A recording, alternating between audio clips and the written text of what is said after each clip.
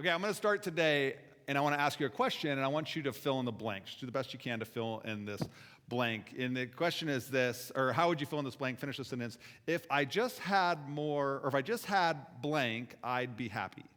How would you fill that in? If I just had, I would be happy. In fact, go ahead and just tell the person that you came with today, if you came with someone, tell them, if I just had blank, and if whatever comes to your mind, the first thing that comes to your brain, if it's too personal, just make something up. I don't know. Just tell the person you came with. If I just had, I would be happy if I could have this one thing. There's lots of surveys done about people's happiness that are done every year.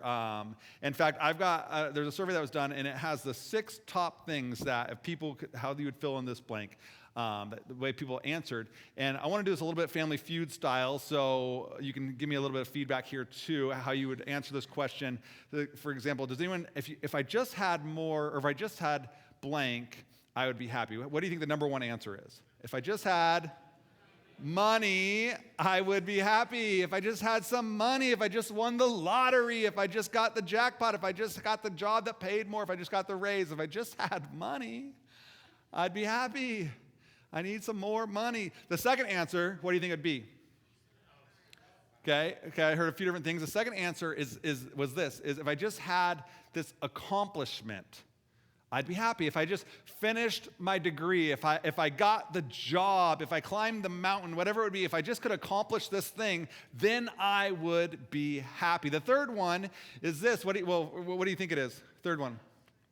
I heard spouse, okay. The third one is if I just had, and it has something to do with appearance. The way if I could just look this way, if I could shed the pounds, get the six-pack, the bulging biceps, if I could just have the long flowing hair, whatever it would be. If I just had this appearance aspect, I would be happy. The fourth one, some of you have already said this one, the fourth one is this. If I just had the house or the car, that house that you've always wanted and dreamed of, that car that you've been wanting for so long but you thought you could never afford, if I just had that, I would be happy. The fifth one, and I was surprised that this one is far down on the list, and some of you have said this as well. If I just had that romance, if I just had that relationship, if I just had that partner, then I would be happy. And then the sixth one that made the list, the top 6, if I just had this, it's a consumer or a food item, something that I can take in, like if I just had a taco, I'd be happy, right? So you're like, yes, please, okay? If I just had, in fact, 93% of people believe that their key to happiness is somewhere on this list, and maybe yours does too, that you would put yours on that list as well. You can see what category it would fall under. And it's interesting, and there's actually another poll done each year called the Harris Poll, and they do it every year, and they ask people if they are happy. Just, are you happy? And any idea on the percentage of Americans that would say, I'm happy? Just take a guess at it. Throw out a number. A percentage of Americans think they're happy. Okay, I heard 1%. Okay, the answer is 33%. Just 33%. So we know there's 6 things that if I just had these things, these could make me happy. But apparently we don't have them, or only 1 in 3 of us have them because only 1 in 3 of us are happy. And they also admit that in this poll, they admit that this number is actually lower, but because there's people who just can't bring themselves to be honest about not being happy, they wouldn't want to admit they're not happy, that they still say yes. And so even the number is even lower than that, right?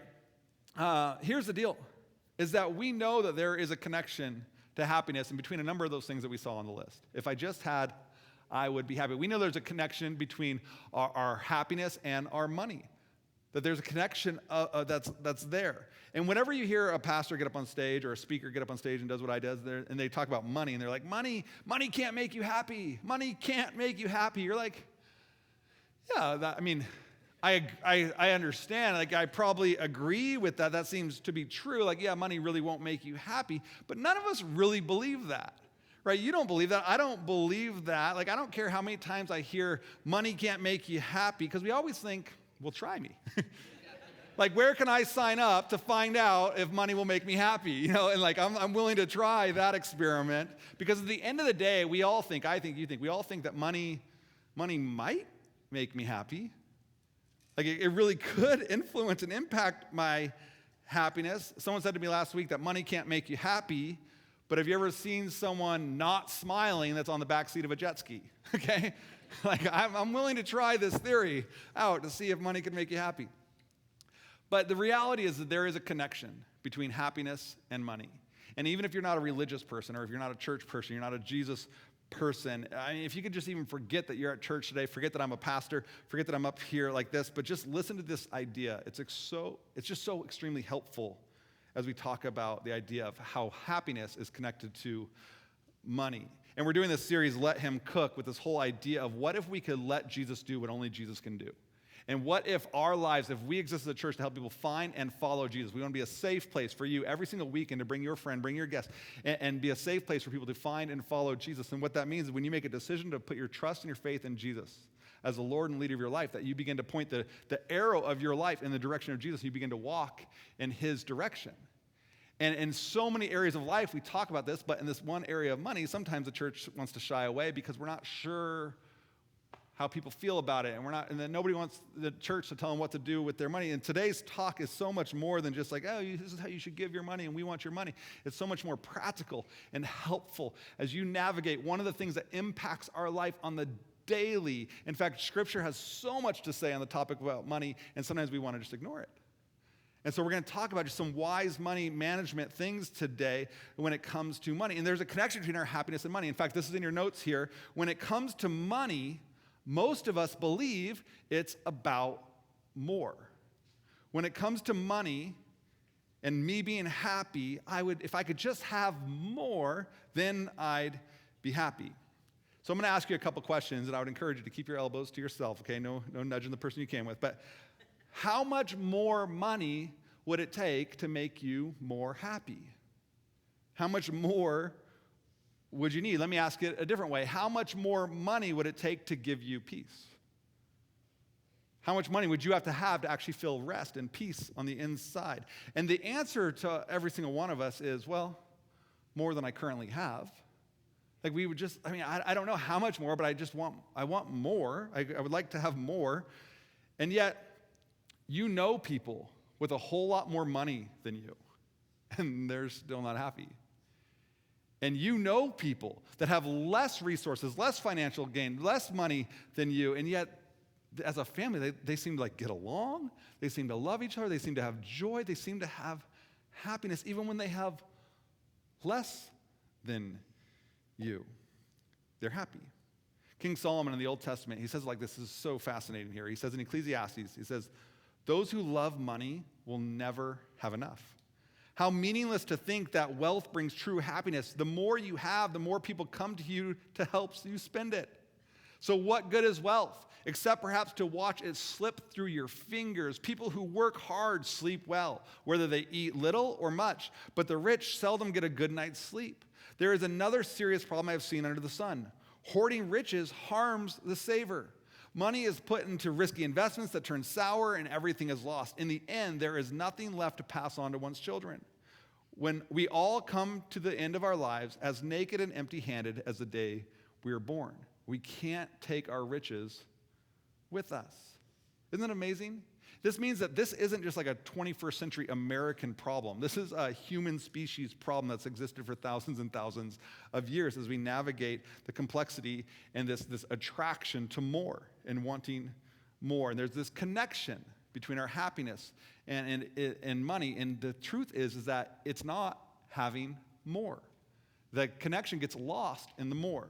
In fact, here's another principle in your notes. Jesus taught that the key to money is management. Jesus taught that the key to money is how we manage. It's not how much you have. It's about how you manage what you have that determines whether or not you're going to be happy when the money comes in. When it comes to money, it's not about how much you have. It's how you manage it. It's not about more. It's about management. In other words, money can actually contribute to your happiness if you manage it well. You could say it like this: anything that undermines your peace undermines your happiness. If something undermines your internal peace, it undermines your happiness. That means if you mismanage your money, you undermine your peace regardless of how much you have or how much you can earn. You're eroding your own peace, which erodes your happiness. This is why many Americans find themselves in a heap of debt. This is where we find ourselves because we want more. And if you don't manage your money well, your money will manage you, right? It's all of a sudden you have to do these things because you've got so many bills taking you in so many different directions. If your finances are managing you, then you don't have peace. You don't have peace because you feel out of control. And if you feel out of control, it produces a level of anxiety inside of you. And when you feel that anxiety, it's hard to be happy because you're always spinning, trying to make more, pay off this or do that. This is why the words of Jesus, I think they carry so much weight and they're so practical and relevant for us today. One of the things that Jesus says about money, he says, listen to this. He says, no one can serve two masters, for you will hate one and love the other. You'll be devoted to one and you'll despise the other. You cannot serve God and be enslaved to money. You can't do both at the same time. You would think that if Jesus was going to show something in opposite or opposition to God, that he would share like you can't love God and the devil or evil or sin. But in this case, he's pointing us directly to you can't be devoted to God and be enslaved to money. He says these are at odds with each other. You'll either serve God or you'll be enslaved to your money and to your possessions. And in this Jesus way of thinking, the chief competitor to your devotion is your money and your possessions. God wants your devotion. God wants to have you, that you would let him call the shots in your life. But there is something else that wants to call the shots in your life, and that's your desire and your desire for stuff, that we want more. Jesus says you cannot serve two masters. You can only be devoted to one. So what does devoted mean? Devoted means that this is what I have my eye on. This is what has my attention, what I'm focused on, I'm devoted to. Devoted means that this is how I filter decision-making for my life. Because I'm devoted to this, it's going to impact directly the decisions that I make with my life. To be devoted means that this is what I'm driving towards. This is the direction that I'm going. This is my guiding light.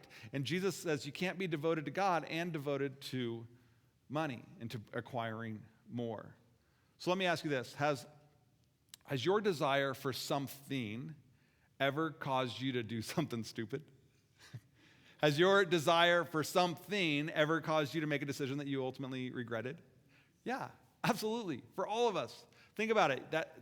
That's a desire for that equates to this devotion to. We desire it. We devote ourselves to it. And when you are devoted to acquiring that thing that you wanted, your devotion to that desire to spend or to obtain in order to satisfy this appetite that is just craving more, but yet it's never satisfied with more. And Jesus says that in that process, you actually become enslaved to your money because you cannot be equally devoted to God and enslaved to your devotion for acquiring more, for getting more stuff, for having more money. And so here's three words that I want us to start with today that I think all of us would use these three words. We could associate these with money. You might not use these words specifically, but maybe you do a synonym for them. But the first word is this. These are in your notes, and I'd encourage you to write these down. The first word is this. It's discontentment. Discontentment. Discontentment is a powerful thing. It ensures that I'm never satisfied with what I have because I'm aware of what you have. I'm not satisfied with what I have because I'm also aware of all the other things that there are to have. And so I'm discontent with what I have. Awareness can be what drives our discontentment.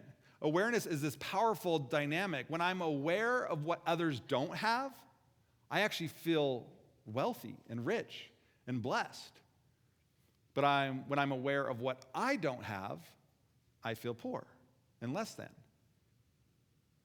Our culture does a great job of keeping us aware of what other people have. Our culture does a great job of keeping us aware of all the upgrades that we can get. And there's the newest and the latest and the greatest and the shiny one and the faster one that you need to have. I mean, I can't remember all the times that I've walked through the mall and I've seen a product, and you're like, wow, I didn't even know that this product existed. And then I go from a matter of 30 seconds to I didn't know this existed to now I need this product, right?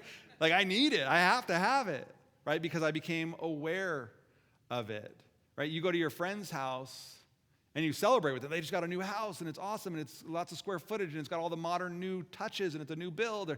And you're like, wow, this is really great. And then you get back to your house and you're like, ugh. what is this, a shack? Like, and you're just not satisfied with your place, right? We become discontent. That's the first word. The second word is this that we've all used before, and it's the word greed. Greed. Now, greed's easy to actually talk about in this setting because none of us are greedy, right? Right? It's easy here. I mean, I know that there are greedy people in the world, and I could probably like point out a few, but the good news is that's not us, right? We're not on that side of it. I want to look at Jesus' definition of greed and see kind of where we land. Jesus said that greed is simply the assumption that it's all for my consumption. It's the assumption of consumption, that it's for me. Greed is the assumption that everything I acquire is then for my consumption. And we mistakenly believe that greedy people are people who are rich.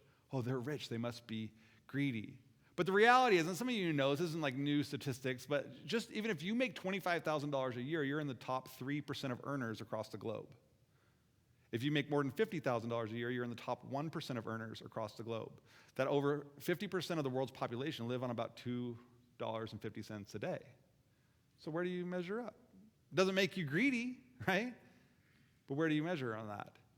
How can we even wrap our minds around the idea of where our wealth and what our privilege is? Well, here's just a few, I think, ways to help you understand this. If you went to the theater and saw a movie this past month, you're rich, okay? If you bought a coffee at a coffee shop this last month, you're rich.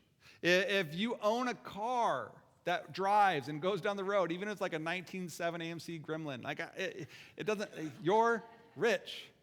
Okay, if you have different outfits based on the season, you're rich. If you have access to clean water, you're rich.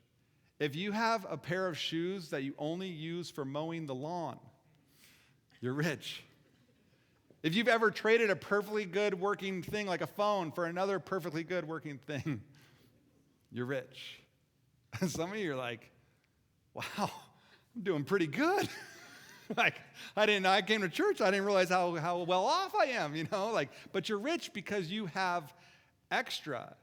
And so you might be thinking like, I'm doing pretty good, but none of this makes you greedy. That doesn't make you greedy. You can have little and still be greedy, and you can have a lot and not be greedy. Greed is the assumption that whatever you have, however much has been placed into your hands, that it's all for your own benefit. That's greed.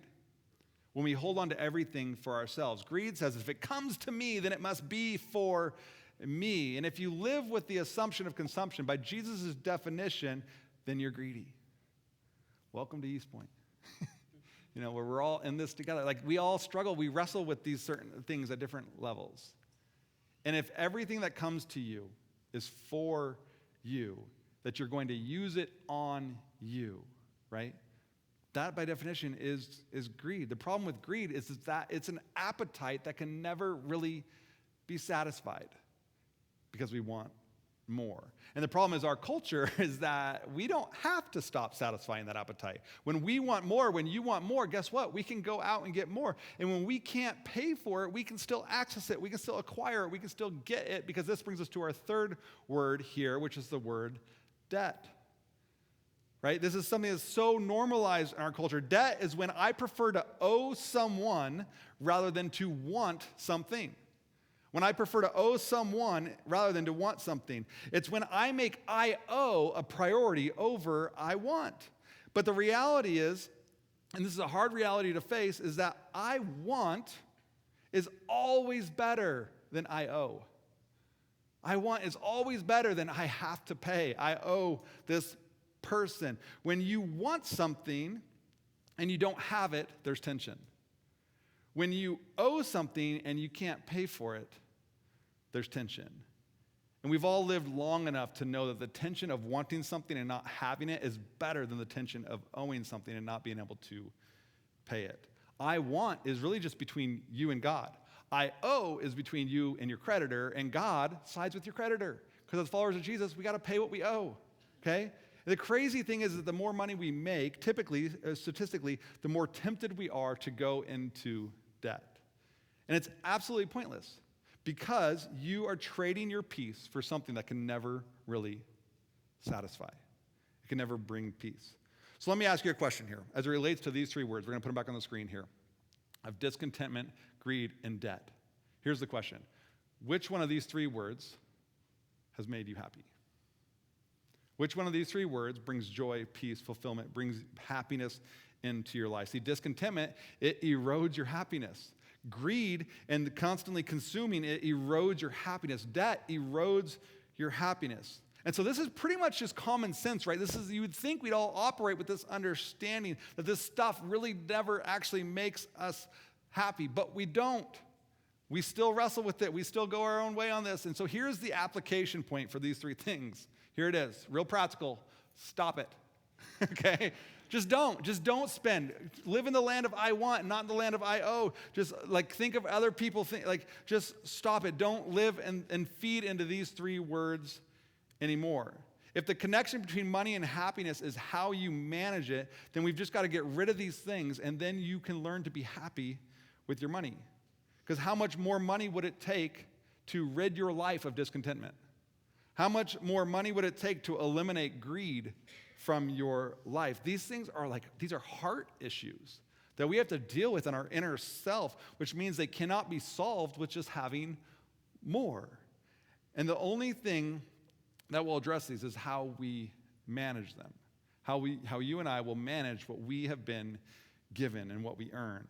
And the plan that we use around here at East Point for wise money management, it's been this, we've talked about this before, and we're going to continue to talk about it today and even in the future, is this, because this is just so helpful and so practical. I didn't make this up.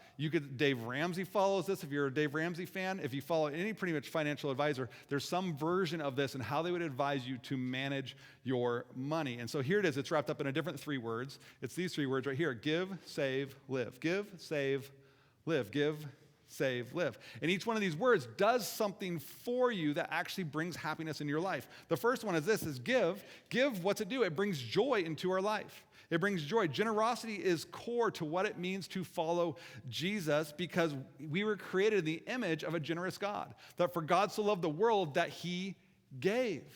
This is a big deal. In fact, the Apostle Paul in the New Testament, when he's advising this young leader, Timothy, he says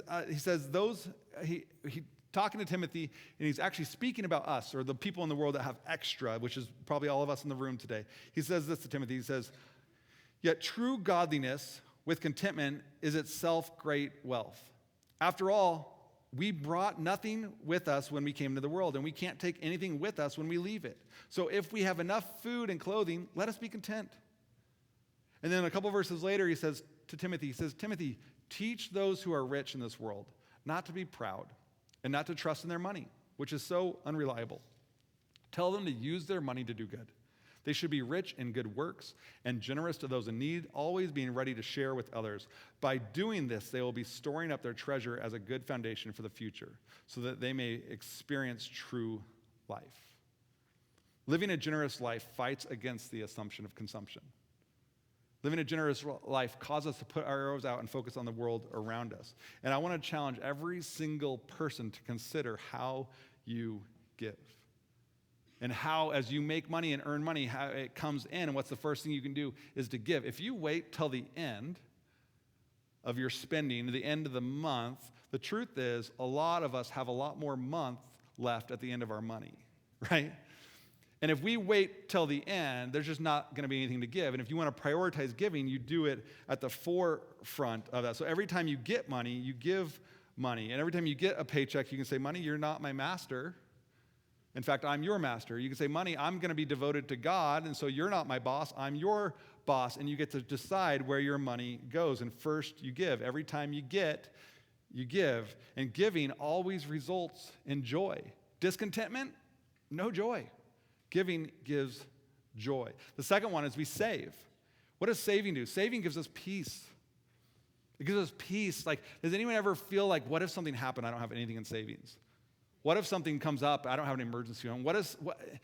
Saving gives us that peace, that nest egg, that whatever it is, so we are prepared for what comes ahead, and when we have a crisis or a car problem or whatever it would be. So you give, and then next you save. You put away something into savings. Some of you are like, "Well, I don't have enough." That would be nice, Tony, but I don't have enough money to save. The truth is that most of us don't have enough money to save if we live at our current lifestyle. Right? Because we typically on average, we spend a little more than we even make. So if you don't give and save before you spend, then you will never save. Money in the bank leads to peace of mind. Greed, it doesn't bring you peace. Discontentment never brings peace. Debt never brings you peace. And if your happiness is tied to peace, then you should give first and then save next. In fact, Proverbs says this, says, the wise have wealth and luxury, but fools spend whatever they get. If you spend whatever you get, you will not be at peace. Which leads us to the number 3, the third part. As we live. We live off the rest. And what's this do for you? What's this do for me? It brings freedom. We live off the rest and it brings freedom. The way that you combine generosity and wisdom to give, save, and live on the rest, give, save, and live on the rest, this brings freedom into our lives. In fact, again, in Proverbs it says, do your planning and prepare your fields before building your house. Plan for this. Understand your budget. It goes on in Proverbs 27, it says, know the state of your flocks and put your heart into caring for your herds, for riches don't last forever, and the crown might not be passed to the next generation. When you go to set your budget, you don't say, all right, what do we want this month? No, you look at what is coming in, and you say, first, because my money is not my boss, I'm the boss of my money, first I'm going to give, and then I'm going to save, and here's what's left. And when you can learn to live off the rest, then you will have freedom. Then you will have peace, and then you will have happiness. This is the connection between money and happiness. This is how you make your money make you happy, is you have to manage it. You can't serve two masters. There's a connection between your money and your happiness, and it's not more, it's how you manage it. It's not if I just had more, it's how you simply manage what you've been given. Any of you like board games?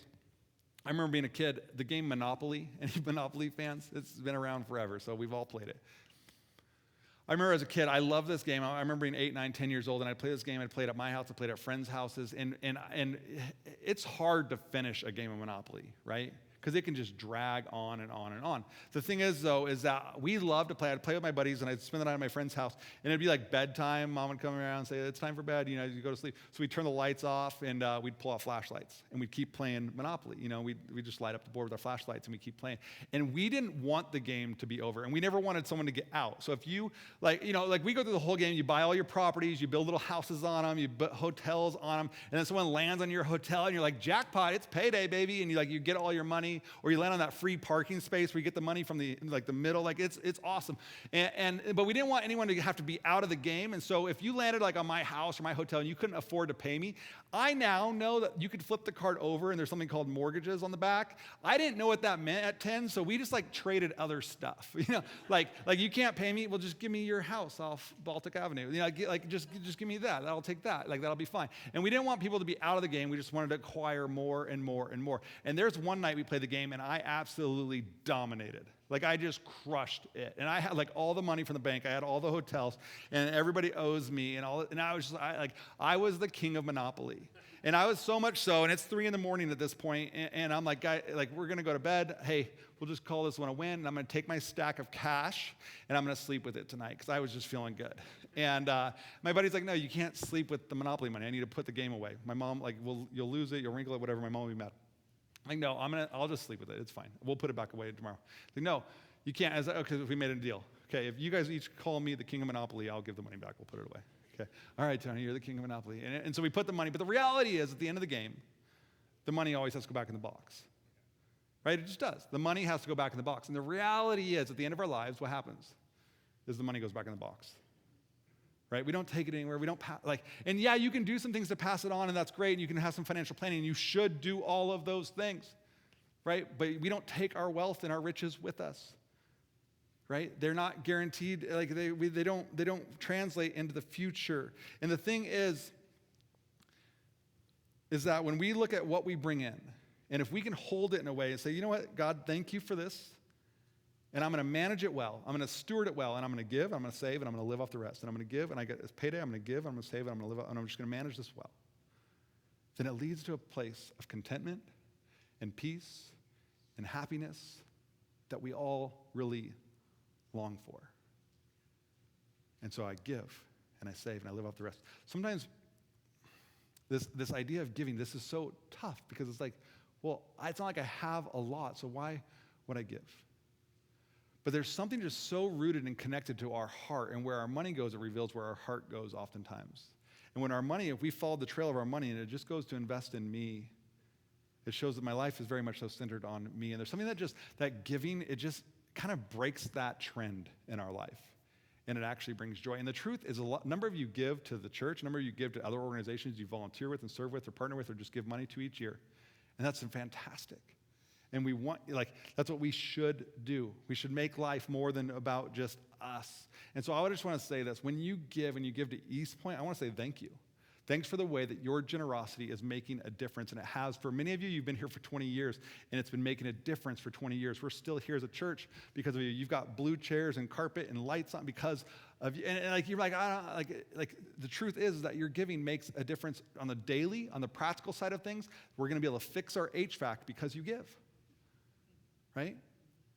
It makes it, and we have a philosophy around here that when everybody does something, nobody has to do everything. That when we all step up and say, I'm going to participate in this. And I want you to know that we know there's lots of organizations that you can give to. I just think there's no better organization to give to than the local church. And you can give to a lot of things, and there's not going to be any judgment on where you give to. But one of the things that's so worthwhile investing is the church that has transformed your life and your kid's life and your neighbor's life, and a church that is making a difference in the community. And so when you give, you're making a difference. In fact, one of the things that I thought was so cool is just a couple weeks ago, we took about 20 plus youth to a conference. And two of my kids went to this conference for the very first time. My son got to go to a youth event for the very first time. And he got back in the car when I picked him up, and I said, how was it? I was like, oh, Dad, it was awesome. He's like, it was the best church service I've ever been to. I'm like, easy, okay? But he's like, Dad, it was so good. The music was good, and I saw videos on social media of him jumping and lifting his hands, and I'm like, that's so cool. He's engaging in the music. And then I'm like, what'd the speaker speak on? And he rattled off the whole message to me. I'm like, this is so cool, just to see God working in his life and building a foundation in his life. And when you give, what we get to do is it's so much more than just what happens in this room. All this obviously costs money, but when you give, it just makes an eternal impact for generations to come, because the investment that we get to make as a church to be intentional, to say everything from babies to kids to youth to adults, for all the ages and all the generations, that we want to invest in to continue to be this safe place for you and for me to find and follow Jesus. And your giving makes a difference. And so I had some of our team go into youth this week and just say, hey, just capture a few students and just hear a little bit of their story of what God's doing and whatnot. And what I want you to see, because this video is not super profound or anything like that, but I want you to just notice this, because you might not ever think about it. But as you watch this video, I want you to look at every table and every football that's being thrown, and every little campfire pit in the background, and every basketball hoop, and every activity that they're doing, and every can of soda, and every and just pay all of those things is because of generosity of people who say, I want to give in response to what God has given me. And because of this, we get to have a fantastic youth ministry that is investing in the next generation. So let's watch this. Hi, my name is Brady. I've been going to youth for about 3 years now. My name's Lily. And my name's Bailey. And we've been coming to youth for I'd say 2.5 years. Yeah. My name's Casey, and I've been serving here for about 3.5 months now. My favorite part about youth is seeing all my friends and just talking about our weeks and just hanging out. That's also mine. Seeing friends I don't get to see every day, sharing with them what's new with me.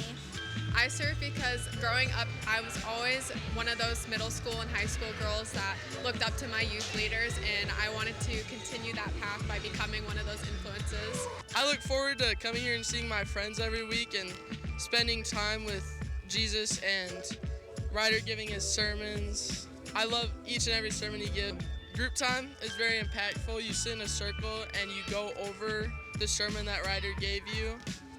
And it's just great overall. The people there are super supportive. What would it look like if every time we got paid, we just gave? What would it look like if every time you got paid, you put some money away to give you that peace that you want in your life? And then we take what's left and say, God, how can I live off the rest? And for some of us, just that alone is a step of faith. And I get it. I get it, because you have to say, God, I don't have much, and inflation and uncertainty of the economy and all these different, where we say, God, I want to manage my money well. I want to manage my money the way that you would want me to manage my money. And so I'm going to give, save, and live off the rest. I'm going to give, save, live, give, save, live. And then we just commit to that. That's a conversation. Some of you, your next step today is a conversation that you need to have with the person you came with today about how you manage your finances. And one of you, chances are, one of you is better at it than the other one. And so if you're the one that's not better at it, let them lead. Just do it. And trust, and together say, okay, God, how can we honor you? God, how can we honor each other? God, how can I honor my finances? How can I honor my future? How can I honor everything that I bring in? Say, God, I want this to be done your way. Because I want to have that peace on the inside. I want to have that freedom that living off the rest brings. I want to be happy. And I don't want my life to be described by these 3 words of discontent, greed, and debt, but I'd way rather it be described by someone who gives and saves and lives off the rest. So God, I walk in obedience to you. Here's the thing. Some of you today, you might be watching online. Some of you today, your next step is to simply put your trust and your faith that Jesus is the Lord and leader of your life, and begin to follow him and his ways for your life. And you didn't show up at church today thinking like, I'm going to hear a talk on money and think I'm going to give my life to Jesus. But today you know that's your next step, because you've been holding that off. You've maybe even called yourself a Christian, but you haven't actually been following Jesus. And so today, the step that you need to take is just say, God, I submit my life to you, and say, God, I want your way to hold sway in my life. I want to trust and follow you. For some of us, our next step is to decide, God, are we going to let you lead in this area of our life just like we do in every other area of our life? Or are we going to continue to say, God, I got this, and I'm going to keep doing it my way, and I'm going to keep struggling with discontent and greed and debt, but God, I got this. And once I have more, and once I dig my way out of debt, then God will start doing it your way. But God, I got it for now. Some of us, a step we need to take is simply say, God, I got to reprioritize some things, and that you would choose to walk in obedience in this area of your life, just like you're trying to do in the other areas of your life when it comes to your faith. And just like always, like even the thing about like giving in East Point, like if you're here and you're a guest today and you're like, just take a pass. Like we wouldn't have you like come to our house for dinner and then expect you to get up and do the dishes. We're just thrilled that you're here at the house, and we hope you've had a good experience. But if you're a regular around here, or you're a dream team around here, and you've been coming for a while, and you've never offered to bring buns to dinner, it's probably time to start contributing. And I don't say that to guilt you. That's just the way the world works. That's the way church works. When everybody does something, nobody has to do everything. So some of us need to take a step to walk in this obedience. I'm not asking you to give. I'm asking you to ask God, God, how should I give? And then you get to choose, will I have the guts to actually follow what God leads me to do? Or do you resist it? And I'll tell you this, that life is just so unfulfilling when we resist what God's leading us to do in every area of our life.